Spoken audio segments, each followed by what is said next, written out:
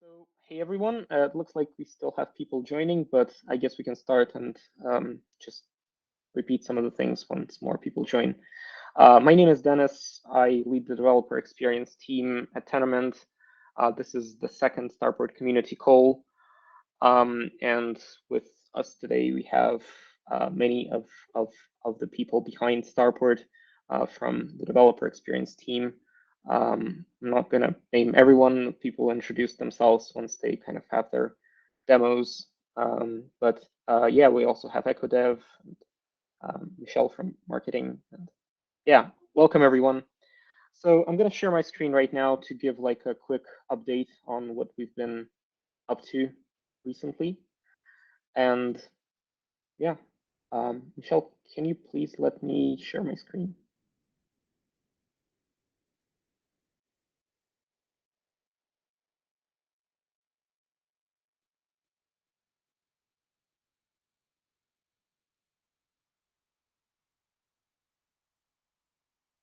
Well, in any case, while that's happening, basically we released Starport V18 and cool, now I can share my screen. Awesome.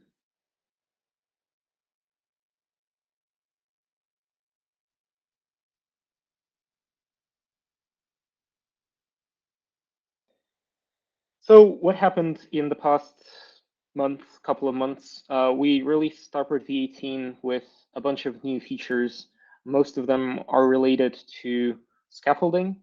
So not many know that Starport has really extensive scaffolding capabilities. I mean, all our tutorials use scaffolding with lists and maps, but there are also many other features, and we're kind of expanding the scope of what Starport can do. In V18, we've added a way to customize the signer, so you can have a different name for the address for the account that signs the message. And you can also specify a list of indices for the map command. And we also added a way to output the binary in a different path. I mean, you can read the change log. I'm not going to go into details right now. It's also on Medium, and I'll believe it's also on the Starport blog. So if you go to starport.com/blog, you should find the article there. If it's not there, then it's on Tenement's blog. And speaking of websites, we've released starport.com. So if you go to starport.com, there's a brand new website, and you can learn pretty much everything about Starport from here, like chains that use Starport. You can watch our fancy video, learn how to install Starport, subscribe to our tips for building blockchains, and yeah.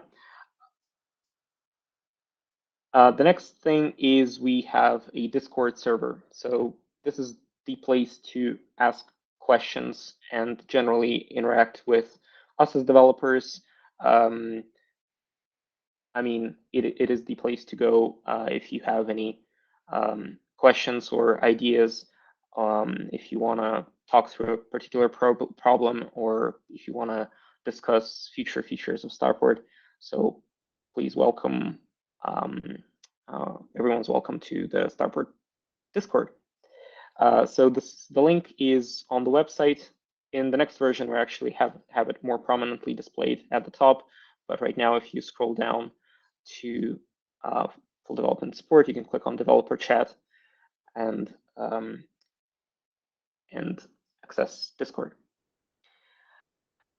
So one of the things that we think is really important for developer experience is onboarding and tutorials, right? Like tutorials are one of the kind of main areas where it's really important to be clear, and it's really important to have this on ramp feel very smooth to new developers, right? So the whole goal of Starport is to lower the barriers to entry for new developers, but keep the tool powerful enough for advanced users to also take advantage of it. And we've been pretty successful at doing that. So tutorials are kind of a good way for new developers to start building. And we start with pretty much zero with Hello World and go into blog. And this month, actually previous month, we added one more tutorial about building a simple loan system where you have a borrower and a lender, and it uses, I wouldn't say most of the features that Starport offers, but it uses like a big chunk of what Starport has to offer. And it really shows how with just like 7 commands, you can scaffold a lot of code that you would otherwise have to write yourself. And the way you kind of go through this tutorial is you scaffold the code and then you go into 5 individual files and write the custom logic that you have for this loan system. So it's very straightforward. And I strongly encourage you to go through this tutorial and kind of learn how to build blockchains with Starport in just a couple of hours. So tutorials are arranged in a way of ascending difficulty. So from very simple ones like Hello World and blog to a very advanced tutorial that will likely take you at least 4 to 5 hours if you know what you're doing. But if not, then it might take you a couple of days. But it definitely shows not only what Starport has to offer, but what Cosmos has to offer with IBC, because what you're building effectively is a IBC-enabled DEX. And yeah, it's an order book DEX, not something we would recommend using in production, but something we would definitely recommend learning from. And if you're not necessarily, even if you want to build a DEX, but just generally how to build IBC-enabled Cosmos SDK modules with Starport. And of course, if you don't have 5 to 6 hours, you can go through a much simpler IBC Hello World tutorial where you essentially create an IBC blog. There's no purpose in IBC blog other than to help you understand how to write packet handling logic and use Starport commands to scaffold packets and scaffold IBC modules. So yeah, with that out of the way, I guess we can jump directly into upcoming Starport changes. And the first one is related to simapp. I'm going to stop sharing my screen now and let Danilo do the demo. Hello, everyone. So my name is Danilo. I'm one of Starport developers, and I will show to you how to use simulation into the Starport. I will share my screen.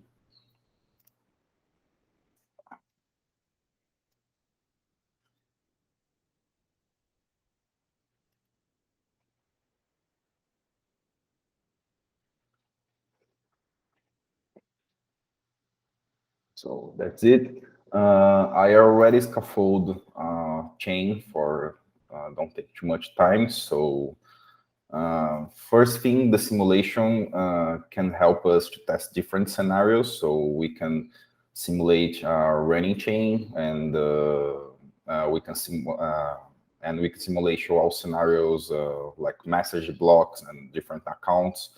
Starport can scaffold a base simulation for each module, and also for each message you created, you can scaffold a dummy simulation for you can improve in the future. So, Danilo, sorry to interrupt. Do you mind increasing the font size? It's great. hard to read right now. Yeah, that's better. Thank you. Great. I was it should go here as well.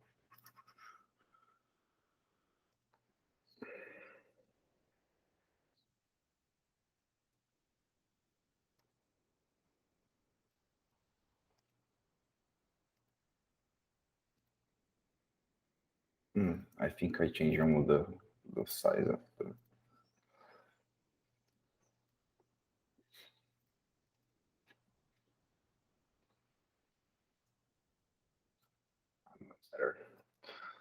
So back into the presentation.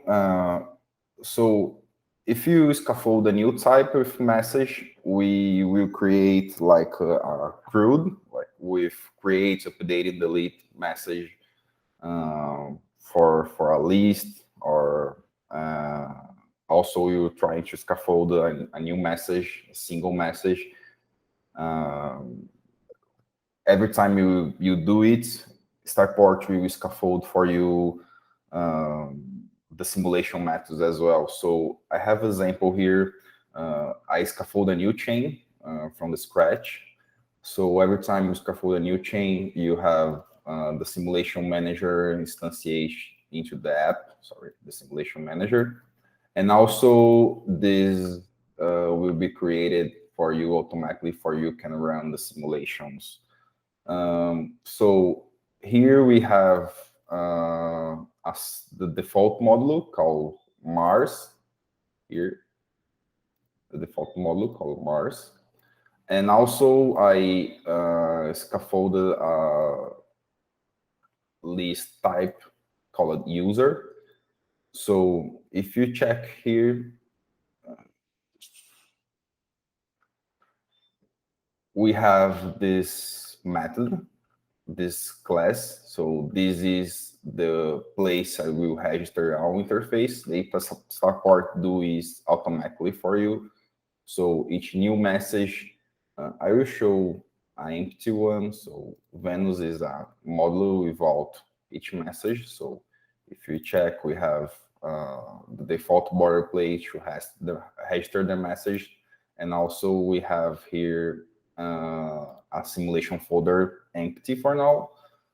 But here in the Mars module, we already have a user. So when we scaffold a list, we will create the keeper methods for create, user, update, and delete the user. So if we check here, we have the all simulation methods register, and we have a new file into the simulation called user.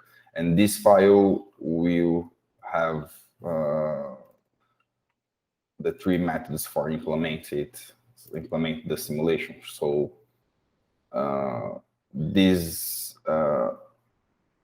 it's like a simple simulation based in the simple commands we already create with Starport. So we can run it using Go test. So in the future, we will create a Starport chain simulation command. This is coming soon. So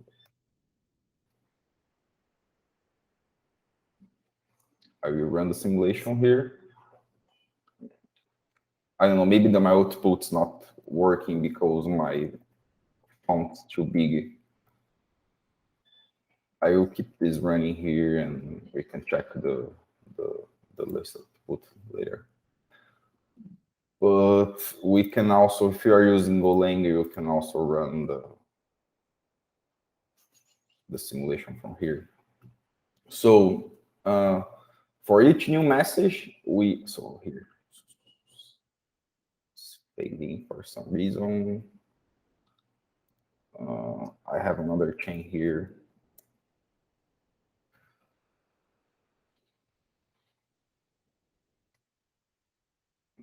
This chain. This is the same chain, but with less modules. So now we have multiple. So my chain is running the simulation, and we have 200 blocks, and how much transactions for each block, and some default parameters for the simulation. And after our simulation run, the CLI will output how much message we send. Like, let me check here. This is also simulation for the built-in methods, but we can also check how much success message and how much failure message we had. So this failure message is like when we try to send a simulation and the simulation is not really prepared to send this message, we can skip using the no operator message method. So every time we using it, it's spun a failure. But if your chain failure, like throws a error, the simulation will totally fail, like the last one I tried to show before. So that's it. This can be helpful for our user trying to simulate your chain, and also this should be deterministic. And if you're trying to use the same seed every time, because simulation has random seed can generate the accounts and generate the simulations, and you can add different seed, and this seed is here, like seed value. We can put the default another seed, so int. And the simulation will run is totally different, but if you run with the same seed, the simulation should be deterministic and give the same output for us. And also inside the simulation, we have here, sorry, it's here, the weights of each simulation. So the simulation can have a number from 0 to 100. So this is how often the simulation will call this simulation method. So if you put 0, probably it will never be called. But if you put 15, maybe we'll call twice less than the other simulations. So the user can keep 100, but it's better we have different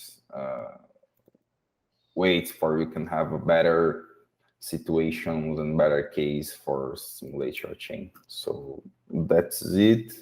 If someone have any questions or concerns, can put in the chat. Thanks, Danilo. So just to recap, simulation is a very useful feature for simulating running your chain with different parameters and catching errors before you actually go into the testnet phase. So this is something we're trying to simplify. Of course, this is a feature of Cosmos SDK, but with Starport, we're trying to simplify this and package it in a way that will be accessible to many developers. So you'll just be able to run one command and it's going to run a simulation for you. So next up is another cool feature coming in the next version of Starport, which is scaffolding params. So Lucas, please. Sure. Hi, I'm Lucas from France, and I'm part of the Starport team, like Dennis and Daniel. So next cool features that we will have with Starport is Param Scaffolding. So basically, a Cosmos SDK module can be associated with params or parameters, and hence the name. It's some global universal values linked to your module that will influence and parameterize the logic of your application. So one example is if you develop a blog module, it can be the length of the maximum length of a post content that you post in the blog. So a param name, max content length. A real example is in the staking module, you have a param for the maximum number of bonded validators. In the proof of stake of Cosmos SDK, you have a maximum number of validators that can validate block, and this is represented as a parameter, the maximum number of bonded validator. So a param is different from other data structures that you can scaffold with Starport, like list or map, because it's actually not stored in the memory of your module, in the store of your module, but in the store of another module called the Params module. And to use it, there are some initializations to do in the app.go of your application if you're if you interacted with this file. And so it's some annoying initialization to do, and that's why we are automating all of this with Starport. And also the reason it's managed by another module is because we want in the cost-specific application to centralize all the params in a single place, so the params module, so that when you want to modify one of the param, once the chain is launched, you can do this through governance proposals. And so it's a very easy way to upgrade the logic of the blockchain, because you will just send a governance proposal, and the param module simplify this process. And so yeah, it's an easy way to. So with this example of maximum content length, of changing the maximum length of okay, I will just get the questions at the end. So yeah, this is a very easy way to modify the logic of the application through governance proposals. And so that's why every time you have some values that would influence the logic of the application, it's always best to do this through params. So now let's give an illustration of this. I don't know if I can share my screen.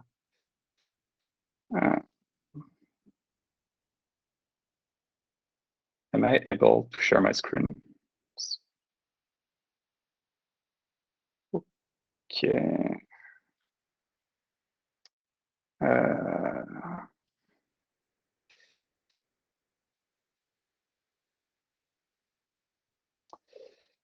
Let's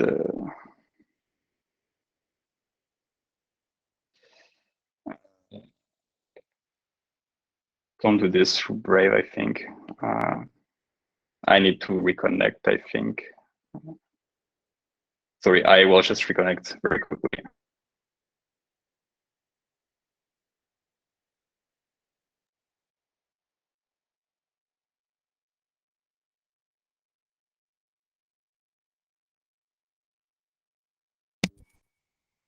Okay, while we're waiting for Lucas, I guess we can, let me just show my screen where you can see the PR.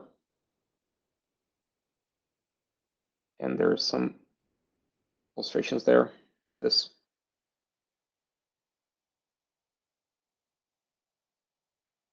So in PR 1716, you can actually see, let me send a link to chat. So this is how it's gonna look like. So basically when you scaffold a new module, in this case it's called launch, you can specify all the params that it has with types. So yeah, feel free to view the PR, but let's see if Lucas is online. Lucas, are you there? Yes, sorry for the interruption. It's macOS, you need to quit the app when you want to add the permission to share a screen. So now it should work.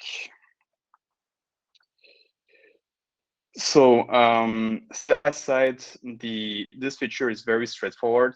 It's just one param for the module comment that we already have. So here I am in a newly scaffolded chain called Mars with the Starport scaffold chain command. So I will just scaffold a new module inside it with this Starport scaffold module command. So if I print the options of this command, you can see that there is a param option where you will provide the different params of your module, which are fields, and it is the same format as the fields of a type that you scaffold, like the type of the fields of a list or a map. So I will just run this command with the log example. So in this case, I would run Starport scaffold module log, and the params would be so max content length, which is an integer, as any other field option, you can provide other fields. So one example would be default post title if the user doesn't provide the title for the post is sent to the chain. So this is a string. So now I scaffold the module.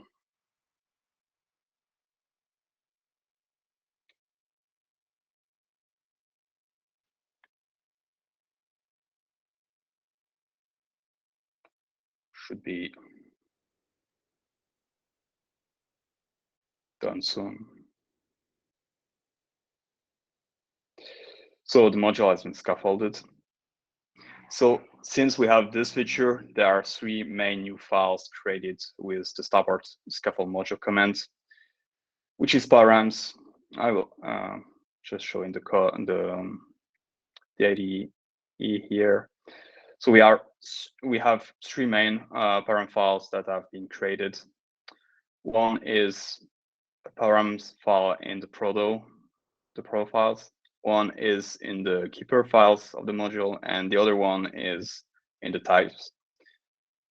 So the params.proto will just show the content of the params, the definition of the params, like if you scaffold a list or a map. So in this example, we have those 2 fields. So this is here that you would modify the params content.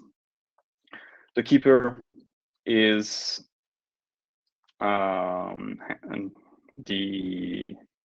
from the usage of keeper is how you interact with the store. So this file you don't need to modify except if you add new files or remove some params, but they will interact with the params module to store, update the params and everything related to memory. The most interesting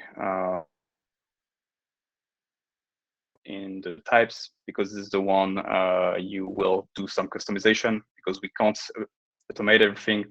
And so what you will need to modify is basically the default values of the params that have been scaffolded. So we scaffold the params with a specific type, but it's still up to you to define default values. So for the maximum content, we could say, for example, 500. For the default post title, so post, just say post title.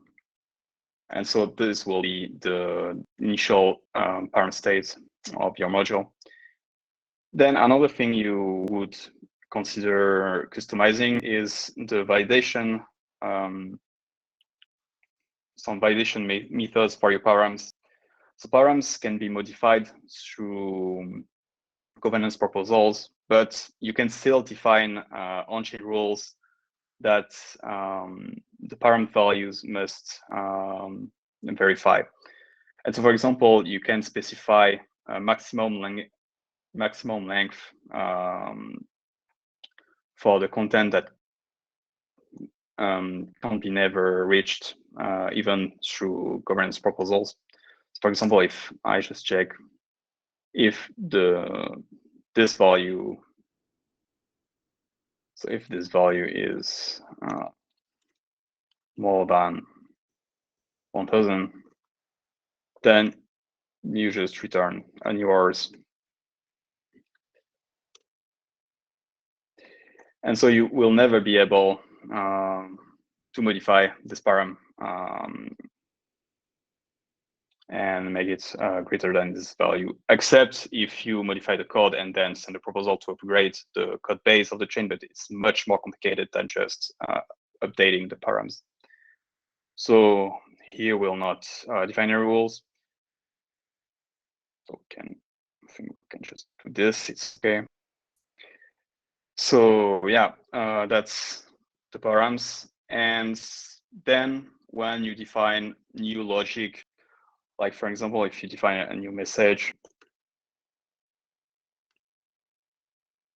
I will just show the template of the message, but if you have a message, send post.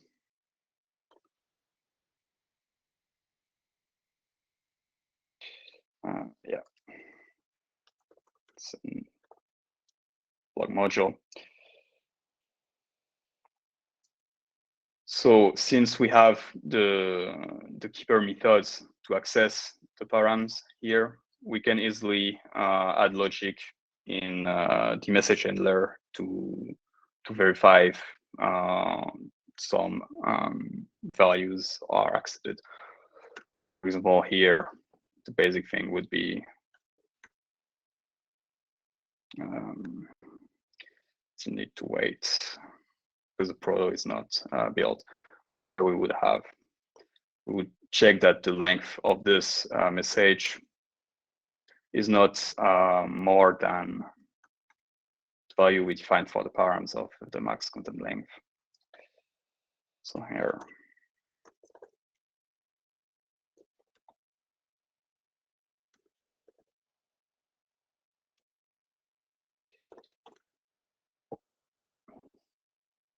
Yeah, it is type conversion, but those two are integers. And so, yeah, that's the main idea behind scaffolding params. So as well for simulation, if you have any question, you can post it and we can answer them at the end of the presentation.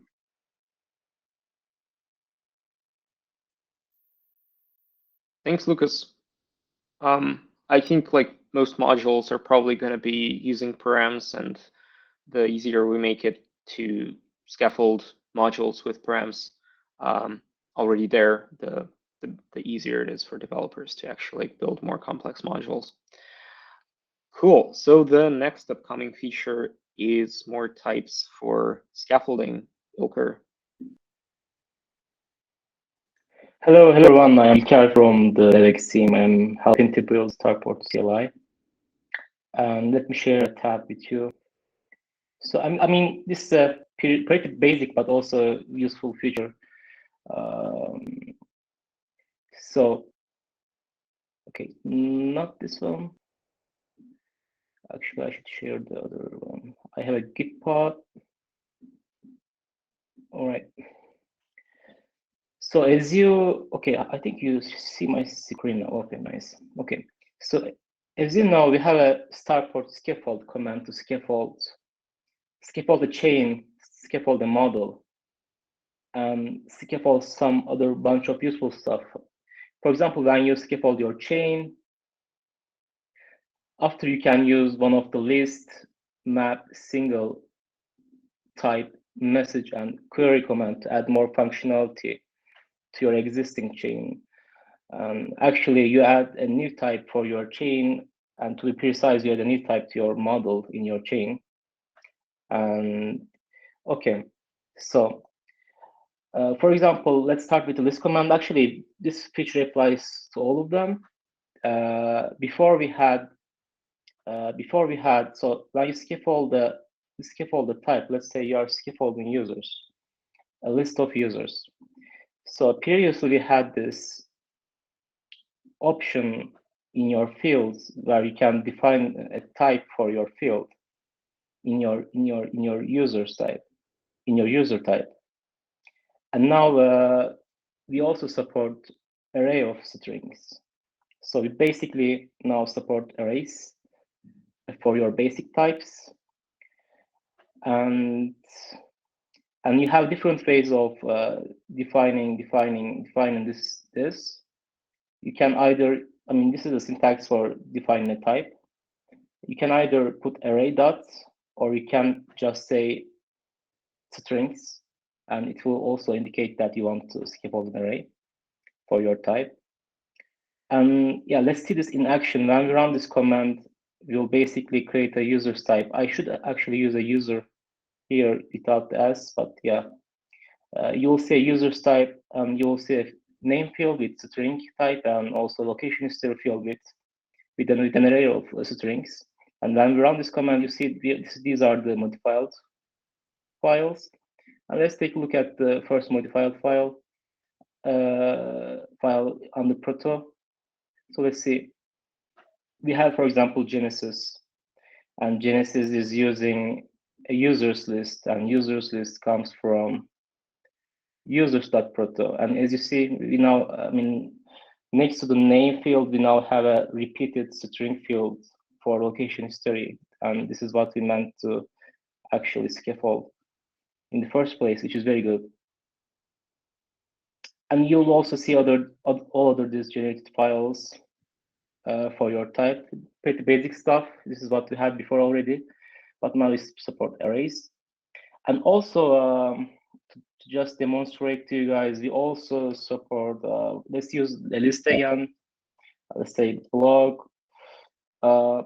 let's say money. We also support the coin type that you have in the SDK, the SDK coin type. So when you use this special coin type, you will basically be referring to the SDK coin type under the Cosmos SDK. So this is another thing that you will be supporting.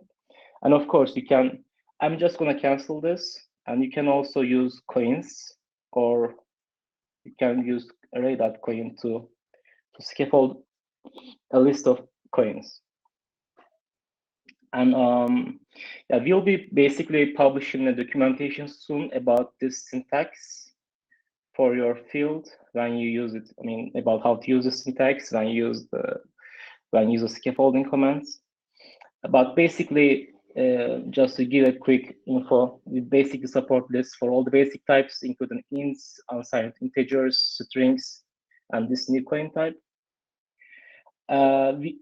This is the new feature, upcoming feature, but maybe, and we have another feature that is already in production, but I am just gonna also talk a bit about it because it is related to this subject. You can also scaffold custom types in Starport. For example, this one, when you scaffold a coordinator, a list of coordinators, and when you, for example, use an address, validator, and validator ID with no message option, by using a second command, so if, for example, we scaffold this type without messages, right? And now we want to scaffold the message for this. We can basically use our custom type, which is called coordinator, that is previously scaffolded by the list command. So basically, when you run this Starport scaffold list coordinator command, it will create a coordinator type, which is here.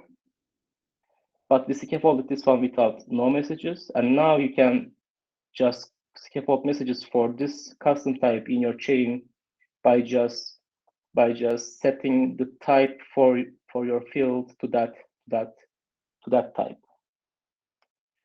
Starport will use it. So basically, in the end, we support scaffolding all the basic types like strings, integers, volumes. We support slices of them, arrays of them. We support custom types in your source code, defined in your source code, and we also support the coin type comes from the SDK. So you can use all of them when you run the list, map, single, type, message, and query commands. You can use all of them. Yeah, that was it.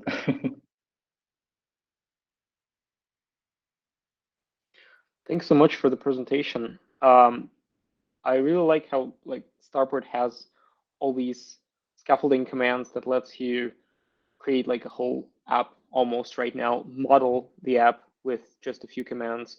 And I think coins and arrays are really good illustrations of all these capabilities, and incredibly important because many things that blockchains deal with are of type coin, and you probably want to store arrays as well.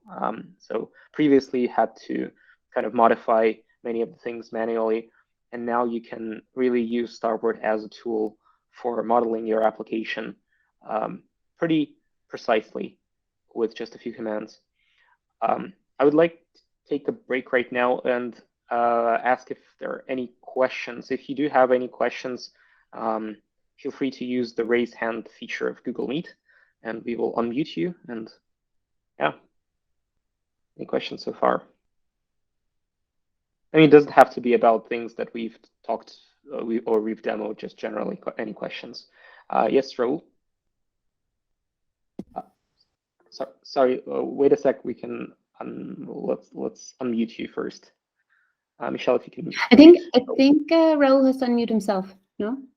Oh, yes, Yeah. that's true. We can only kick people out. We can't unmute them. Let's not do that yet. I am Raul from Bitcana. Pleased to meet you, everyone. And I want do a little introduction of me. And Bitcana, we come from a DAS, a fork in Bitcana, developed in C++. And we come to Cosmos and we find this awesome tool from Tendermint, Starport. It's awesome, it's perfect. We have learned a lot with you and with your support in Discord. And in example, I found the new feature about simulation. I have a question for Danilo.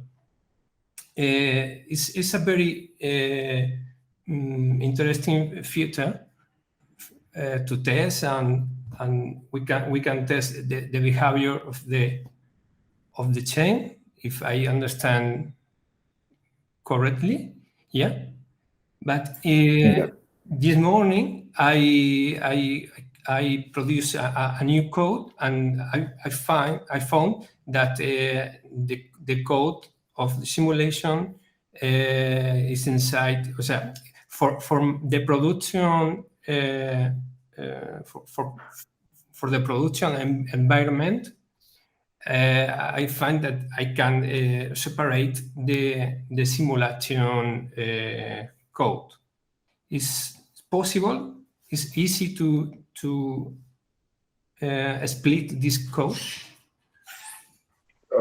You mean create a new project only to run the simulations, and you have your repo for the chain and other one for simulation? Yes. Create a new code without the simulation features.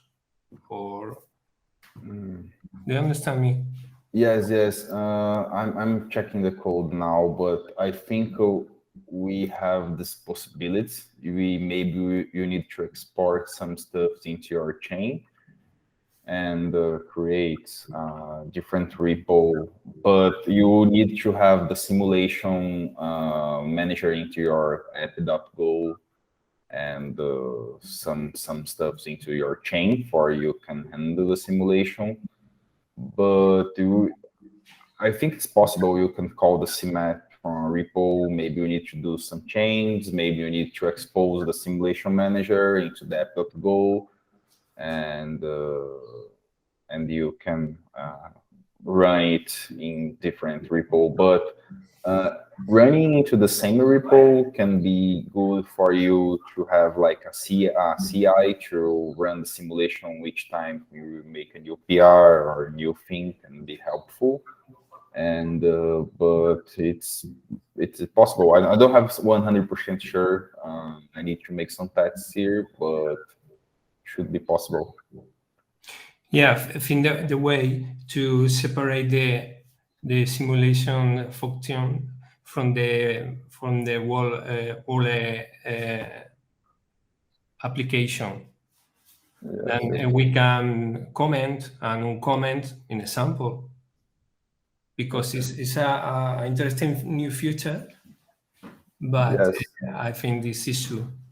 And I have another question. It's about implement a new SDK models. In example, if we want include the new NFT model, it's a easy way to connect the new model with the Starport generate codec.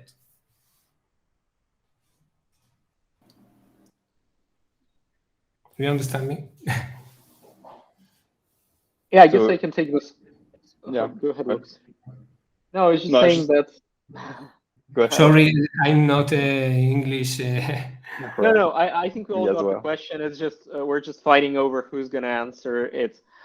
Basically, Yeah. by default, we import all standard Cosmos SDK modules. The NFT module is quite a new one. So when it's released with a new version of SDK, we're most likely going to enable it by default. I'm not sure because Cosmos SDK kind of grows with like all the modules that are bundled by default. So it's like a really good question whether we should enable the NFT module by default. Work is being done by several teams on making it possible to dynamically add modules. So not while the chain is running, but like in development, you should be able to modify, to make just a few changes to the source code to add a module. Right now, you approximately need to make like 12 changes, which lends itself very poorly to scaffolding because we need to have a bunch of placeholders all over the place. It's not ideal. That's why we're not adding this feature right now, because it will make the whole system more fragile.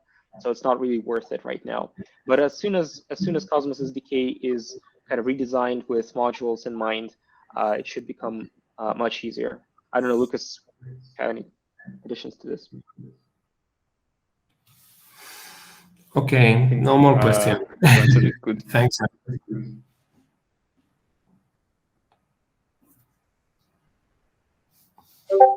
Well, thanks for questions. I think Mike also has a question. Hey everybody, my name is Mike. I have a quick question about basically the code generation and from like a super like simple ergonomic perspective. Do you guys have any plans to customize the output paths of the way that the directory structure of the modules are laid out, and like offering that sort of customization to the user?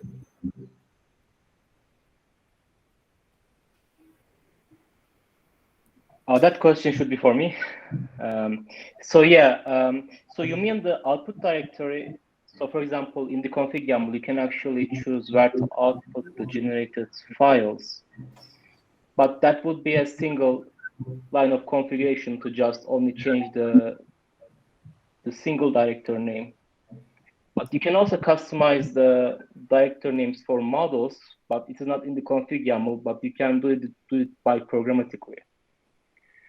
Because we have this Cosmos Gen package, it's another abstraction we have. So you can actually use this Cosmos Gen package in Go, import it as a package, and basically customize everything there. Like it offers different kind of customizations. So actually, I can just share the API with you. Like I'm just gonna share my screen. Just a second. That would be awesome, actually. Yeah, I'm not sure if I looked through the documentation for the config.yaml specification, and I didn't see any sort of like ability to remap files. Specifically, if you sort of remap, for example, like test util or like the subdirectories within X, or like your proto directories or app or something like that to be /pkg/ those things, then would you, like, I guess in addition to rewriting the directory structure of the file output, you'd have to rewrite the imports as well. And I'm not sure if there's a sort of like consistent parameterizable way to do that. So basically, like you'll see this. So we have a bunch of packages that you can actually use here. One of them is Cosmos Gen. It's about code generation. It has this simple API. Basically, you'll need to use this generate function in the package. And you need to give your applications path, your proto directory, and some options. This is where you can do the customization part. For example, if you want to enable JavaScript code generation, you give this option to it. And in this option, So you can choose to include code generation for third-party models, and you have this out function. Maybe this might. Is this the same for Go? To be explicit, I'm only interested in the Go. This is in Go, actually, in Golang. It's not in Go. It's just like, I don't know if you can scroll up on the Go doc to the parameters for with Go generation. Is there and is there like a similar degree of parameterization? Yeah, exactly. I mean, this one is actually not for generating a Go client. It is actually generating the Go files for your model. So basically, yeah, I mean, if you are looking to generate a client for Go, you basically need to implement that feature first. Okay, so are you saying this one is a different one? So you're saying this would this is the entry point for the code generation for the Go software that would then have to be extended to support this parameterization? So you're saying it does not support that parameterization now, but it could via this interface? So basically, we have this, for example, with JavaScript generation. It basically generates clients for every model you have in your blockchain. But with Go generation is a bit different. It doesn't directly generate a Go client for you. It generates the Go files needed for your model, because you have this .pb Go files in your source code, right? In your models under the types package. So and you will see that files. This is just for that. It doesn't generate a Go client, but yeah, this is so. I mean, maybe I'm wondering about your use case also. So what's your use case? I mean, maybe I can be helpful. So basically, like really high level. So I Starport chain init, and it like generates a directory structure, and I would just like it to be a different directory structure to like better integrate into an existing code base that I have. So critically, for example, as like following certain like articulated Go patterns, I put packages and pkg, for example, and would love to also like rename station D into just station, which is like my project is called station. So the outputted binaries, and CMD, which is awesome. I like that, but I would like to call it station because it isn't necessarily a long running daemon when you execute it without additional arguments. So you basically, you basically want to change your directive structure of your chain, right? Yeah, exactly. That's it. Yeah. And also, but also obviously update the relevant direct import paths, and also allow scaffold to generate into that directory structure. I probably not encourage you to do that because we saw in Starport and also in the Cosmos ecosystem, we make some assumptions about how your project looks like, and then after these assumptions we actually do the code generation and other kind of stuff. So if you change your directory structure, Starport may not work for your project anymore. Okay, well, if there is a way to sort of like globally parameterize that within the like scaffolding infrastructure within Starport, and it's sort of like a reasonable project that one can take on in Go, then I'm happy to like have a crack at contributing something like that. I see. Okay, perfect. Cool. Thanks for hanging with me there. That's all I've got. Thank you. Cool project. Thanks, everyone. I mean, it's awesome. It's a really cool project. Thanks, Mike. Great question. I think we also have some time for one more question.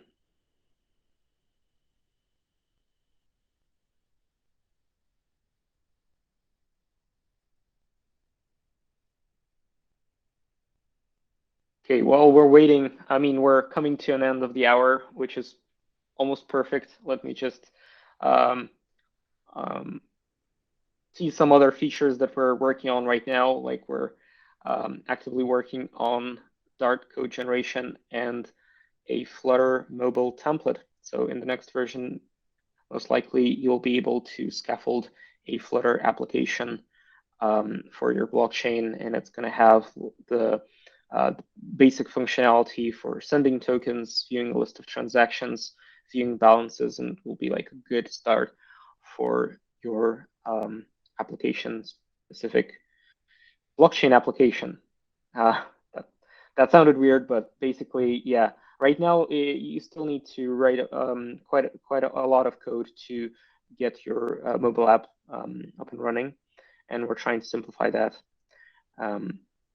So yeah, that's coming in the next version of Starport. Well, I think if there are no other questions, that's it. Thanks everyone so much for joining. This is our second community call. It worked in a different way. We wanted to encourage more participation, and yeah, I think that it worked very well. So awesome questions, and I really hope to see you guys next time. Thanks everyone. Bye. Have a good day. Thanks. Bye-bye. Bye.